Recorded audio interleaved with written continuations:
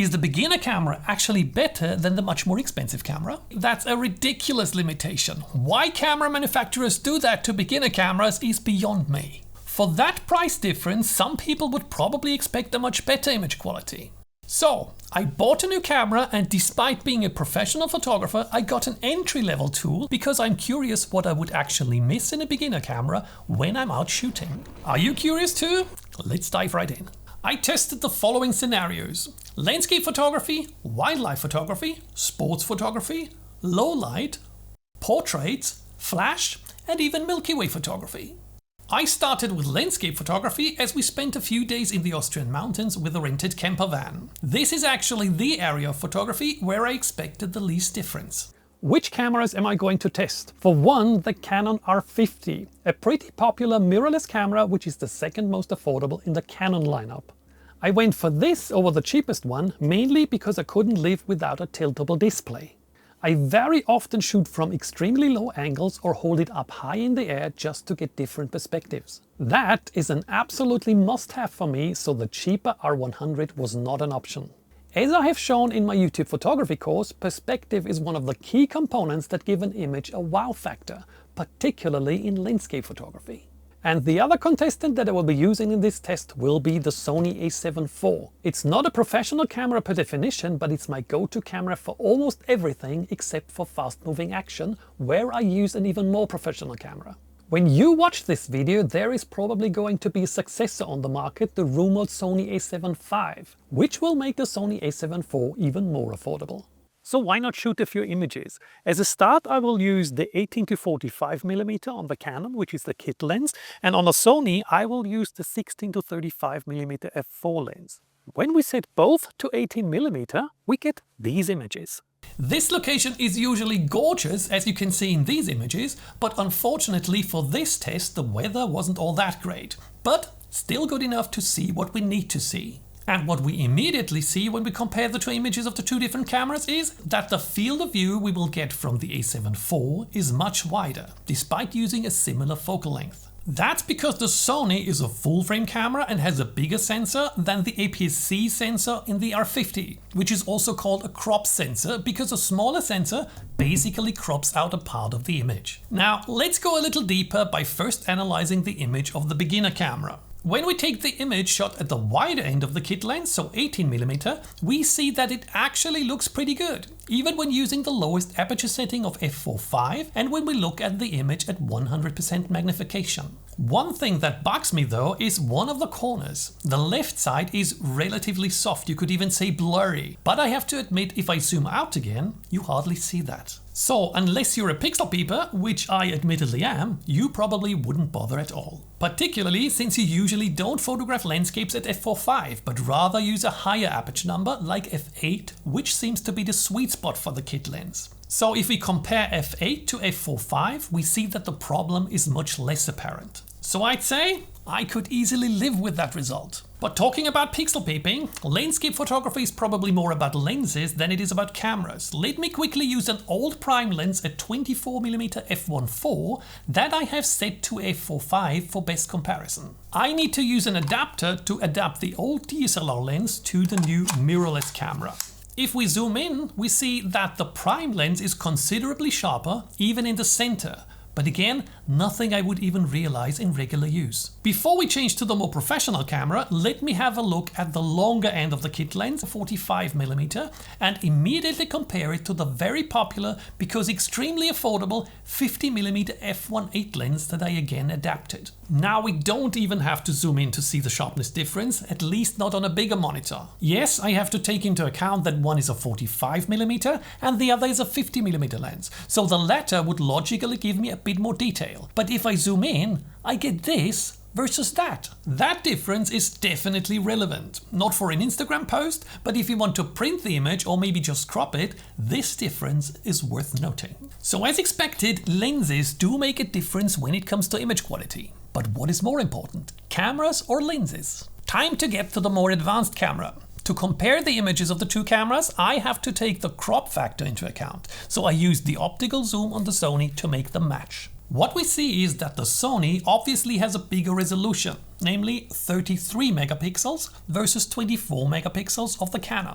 I wouldn't necessarily call that an advantage, as there are more advanced cameras that also have a 24 megapixel sensor. So I wouldn't judge that, but rather upsize the Canon image to match the Sony to get a fair comparison. We do see that the Sony is sharper, but again on the wide end, nothing that would keep me from getting the Canon. On the edge, the difference is much more dramatic, but let's not forget, the lens on the Canon is an entry-level kit lens that costs $99, while the one on the Sony costs more than $1,200, so 12 times as expensive. For that price difference, some people would probably expect a much bigger difference in image quality. Maybe with another shot.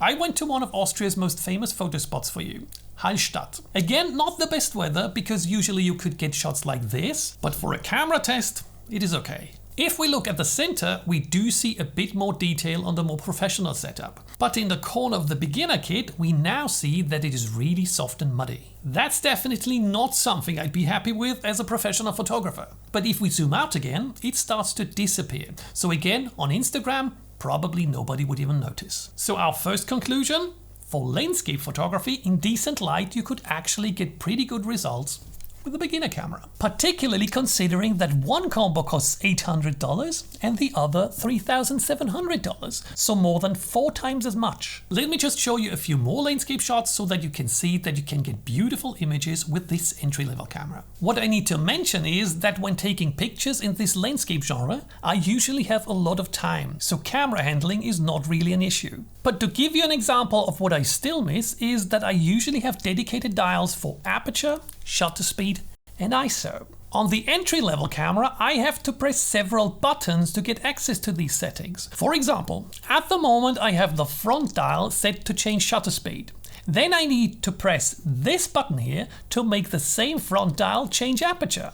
You may think that's not an issue because once you get used to the camera, muscle memory will kick in. But that's not the case, because I first need to look at this small cogwheel to check what the wheel is actually set to. And when I want to set ISO, I have to first press this button next to the shutter release. Unfortunately, its design is so bad that I cannot really feel it when moving my finger over. So especially beginners would have to take the camera off of their eyes and look where the button is. That slows things down a lot and makes photography less intuitive. As I said, not a big problem with landscape photography, as you usually have a lot of time, but we will soon find out that this and some other limitations matter more in other areas of photography. But let's challenge our cameras a bit more and get into a low light environment. Right next to Hallstatt is a beautiful ice cave, and I thought this might be the perfect testing environment, as it is dark and you must neither use a tripod nor a flash inside the cave. So you need to handhold it and therefore need to raise ISO quite a bit. I had to set it to ISO 16000 to be able to shoot at a shutter speed of 1/30th of a second at an aperture of f4.5. What do we see? Before zooming in, we see a difference that might not be obvious on the YouTube video. It is a thing called dynamic range. The beginner camera, this time it's the camera and not the lens. So the beginner camera captures the bright areas here on the ice and on the rails brighter than the more advanced camera. But at the same time, the beginner camera captures the darker areas darker. That is an issue when you photograph a scene that has a so-called big dynamic range. That is often the case in bright daylight when the sun lights certain parts of your image so that they get very bright, and on the other hand it creates deep shadows that are very dark. Better cameras can capture a bigger range of those gradations without over or underexposing parts of a frame. That's also very helpful in sunsets when the sky is very bright and the foreground is dark. Here we see that the better camera has a clear advantage, and that is something that would really bother me. But again, we need to keep the price difference in mind. What is even more evident is the noise the cheaper camera creates at the same ISO setting.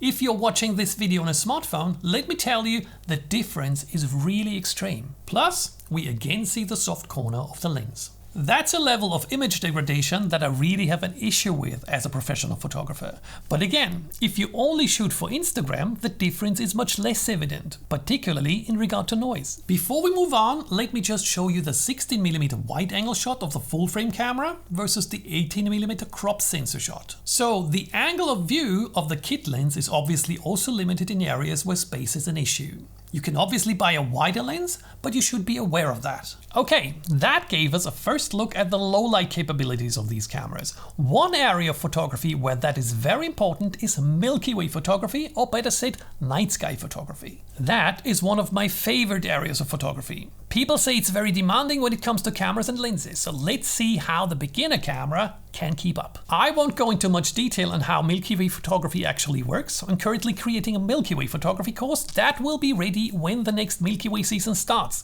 so you might want to subscribe to my email list that I will link in the description. But one of the most difficult things in this area is focusing. And that is where our beginner set comes with two drawbacks. First, the lens. You know that a lower aperture number will let more light into the camera. The kit lens's lowest aperture number is f4.5. For this kind of photography, I usually use my Sony a7 IV with a wide-angle prime lens that has a lowest aperture number of f1.8. That will let 6 times more light into the camera, which makes focusing a lot easier. And apart from that, you have already seen in the ice cave that the more advanced camera has a much better low light performance. That is due to the sensor being able to capture more light because of its larger size. Let's say that doubles the light again, so I have 12 times more light available to focus on the stars. So instead of seeing virtually nothing but a very faint point, I can see the stars pretty well and focus on them relatively easily. Yes, there are workarounds and I will discuss them in the upcoming course, but most Milky Way photographers still use this method to focus. So what am I as a professional photographer missing in the beginner setup? A huge lot of light. That again has to do with the lens, so you could get a much better lens and overcome much of that limitation, but there's still the better sensor. And that sensor will, just like in the ice cave, produce less noise. So instead of this image that I got with my more professional setup, I got that instead. A much darker, a much noisier image. I know that is not an ideal Milky Way shot in general, and I promise I will keep trying to get better Milky Way shots with this entry-level camera, so stay tuned and consider subscribing to my channel. For now, let me just show you the edited version of the professional setup, because Milky Way photography is not only about shooting, but also about editing. So, what did I miss in the beginner camera for Milky Way photography?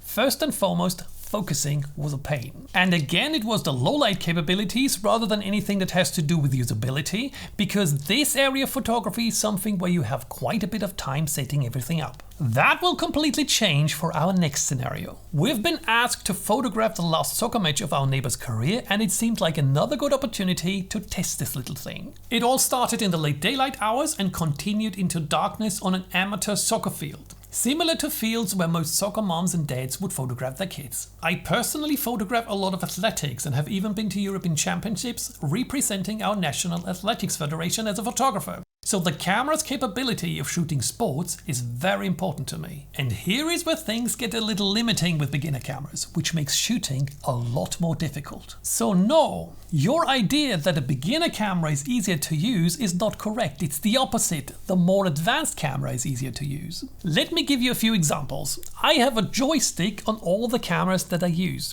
That joystick has the sole purpose of moving the focus point to where I want it to be. That's incredibly important when you need to be fast. On the R50 I have to press a button, then I have to lift my finger and move it to the selector over here, and let's say move it to the right. Then I again have to lift the finger up here to move it up, and so on. That is an incredibly slow process, and for action it is not suitable. Trust me, you will miss shots when you're too slow setting your focus points. But before I show you actual pictures of the soccer match, let me discuss two more things that are missing. The first is so-called custom modes. When I photograph athletics, I need 2, or better said 3 different sets of camera settings. One for fast action, where I need to freeze the motion. Another one for emotions, where the athletes move much slower, so I can avoid high ISO settings. And the third one is for so-called panning shots that I really love, where I need to set a pretty slow shutter speed to deliberately blur the motion.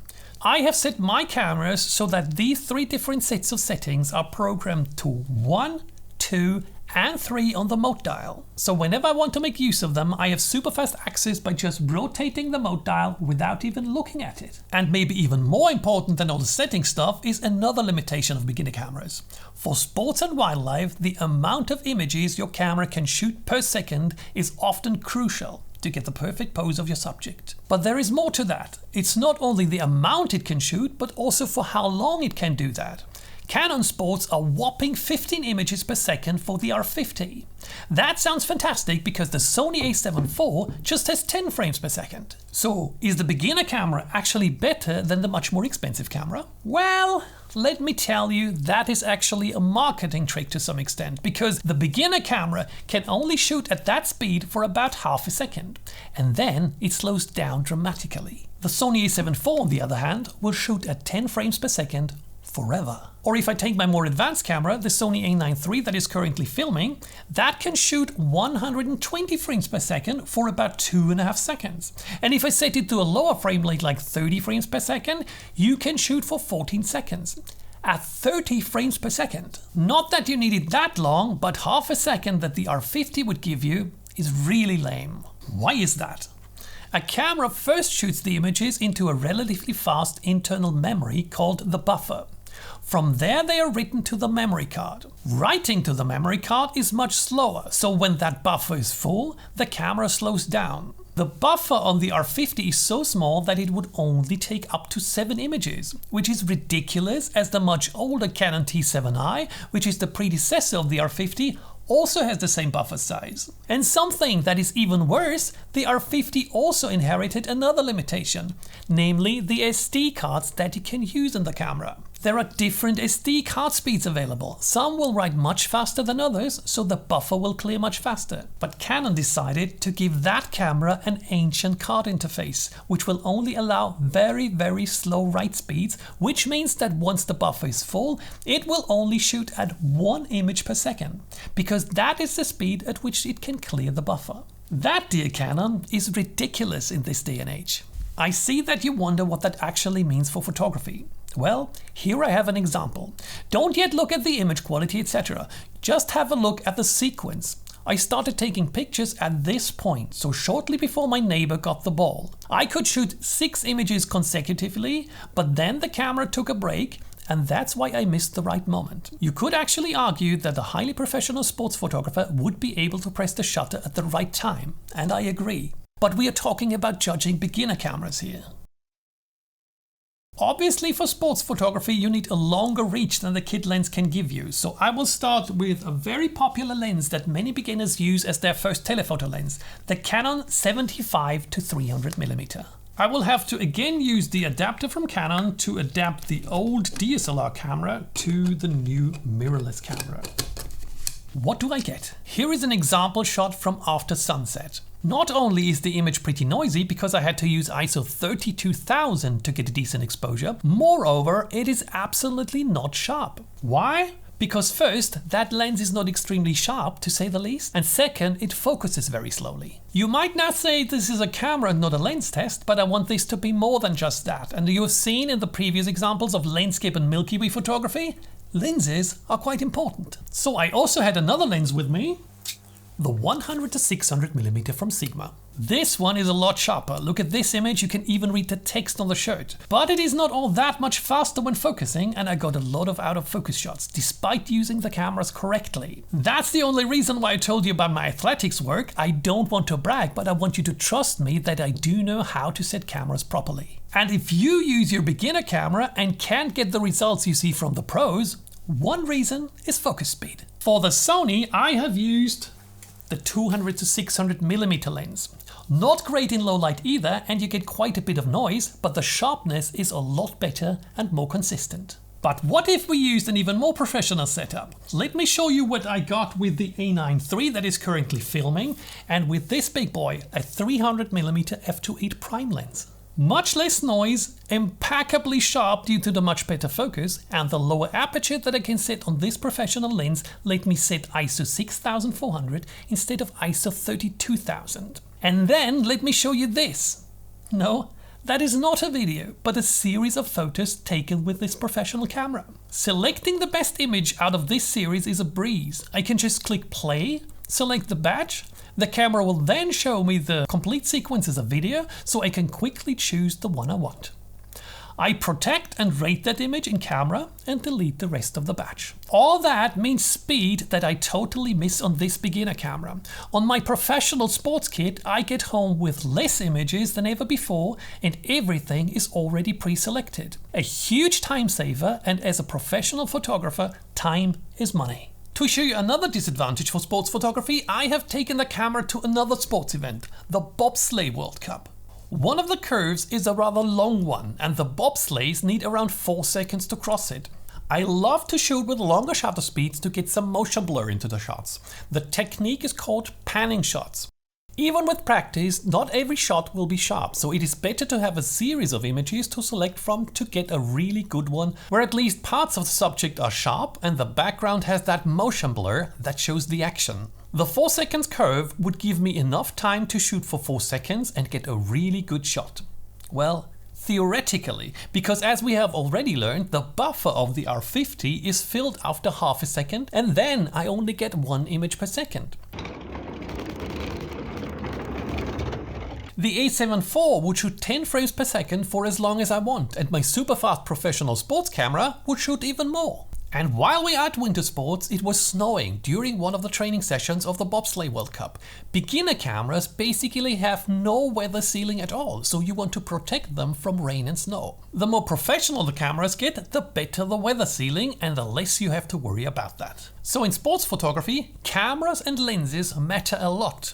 Don't get frustrated if your images are not nearly as good as the ones you see in magazines. But that doesn't mean that you can't shoot sports with beginner cameras. Just limit yourself to better lighting and easier to shoot angles. I discuss all that in my basic photography beginners course here on YouTube. On we go to our next scenario that is a bit similar. Wildlife photography. I went to a national park that is close by as it was bird migration season. The first cranes arrived at sunset, so again the camera's low light capability was important. The birds were very far away, so again used the Sigma 150 to 600mm on the R50 and the 200 to 600mm on the A7 IV. I got some shots that I really liked from either camera. The A7 IV shots were sharper, but considering the distance, I could easily live with the R50 images. One bonus that the R50 would give me is that the smaller sensor now becomes an advantage as it will give me a longer reach. However, the downside was that focusing was really a challenge on the R50. While the A7 IV immediately caught the birds and wouldn't let go, the R50 was regularly focus hunting. And even when it said it acquired focus, the images weren't all that sharp compared to the Sony shots. That might have been different with a native lens rather than an adaptive lens, but using the Sigma would be something many beginners do as it is an affordable solution. The lower the light gets, the more difficult it gets for cameras to focus. And if the camera lens combination isn't all that great to begin with, you get in trouble.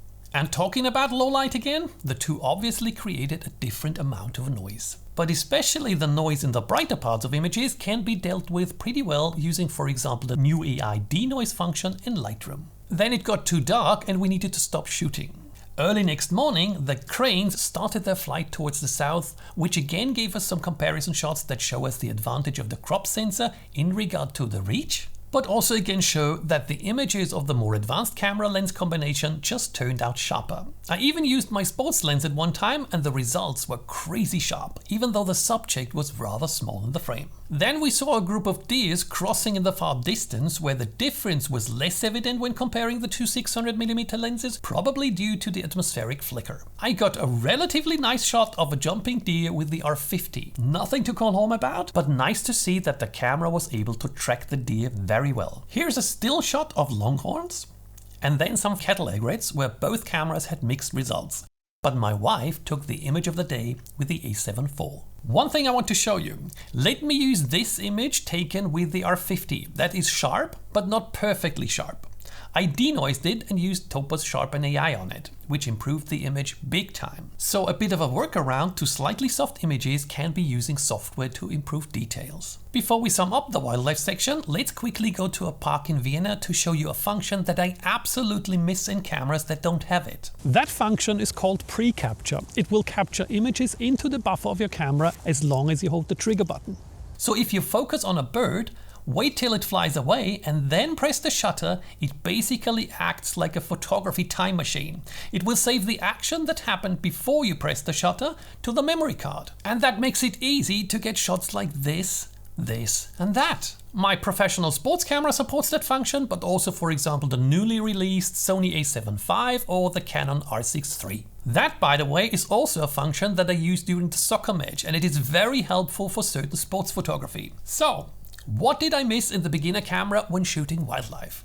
Well, the pre-capture function, faster focus, sharpness in general, and low light capabilities. When you're photographing decisive moments like an eagle catching a fish out of the water or a bear doing the same, which I have both never done, it's likely that you miss the shot with a beginner camera that is relatively easy to capture with a fast focusing camera with an amazingly sharp lens. However, I got some decent images, so it doesn't mean that expensive equipment is a must-have in this area. Okay, there are two areas of photography left.